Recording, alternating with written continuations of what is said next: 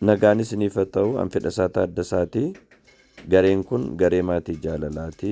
Garee maatii jaalalaa keessatti nama tokko ejentii gochuuf yeroo kaanu jalqaba gara profaayilii isaa deema namni suni. Achi immoo maa ejensii keessa seena. Maa ejensii keessa seenee ID sana gadi tuqeetu I want to acquire the agency kan jedhu kana seena. I want to acquire the agency keessa erga seenee booda apply godha. Apply itti bu'a. Yeroon apply itti bu'u reasonii gaafata.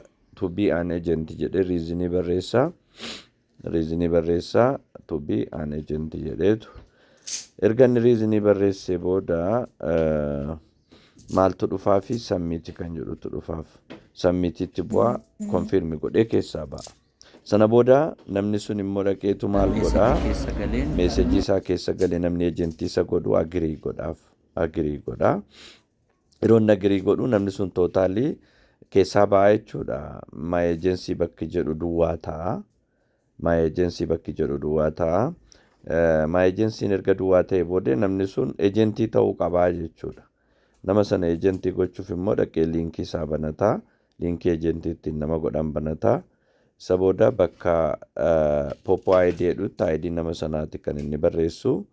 Get code yeroo inni jedhu ID nama sanaa barreessee get code yeroo inni jedhu kallattiidhaan koodiin gara meesejii nama sanaa deema. Nama isa ejentii ta'u sanaa deema jechuudha.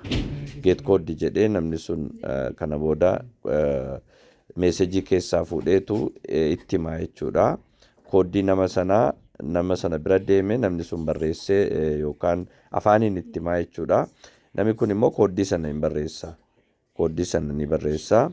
Yeroo inni koodii sana barreesse submit godhu namni sun kallattiidhumaan ejentii ta'eera jechuudha. Kanaafi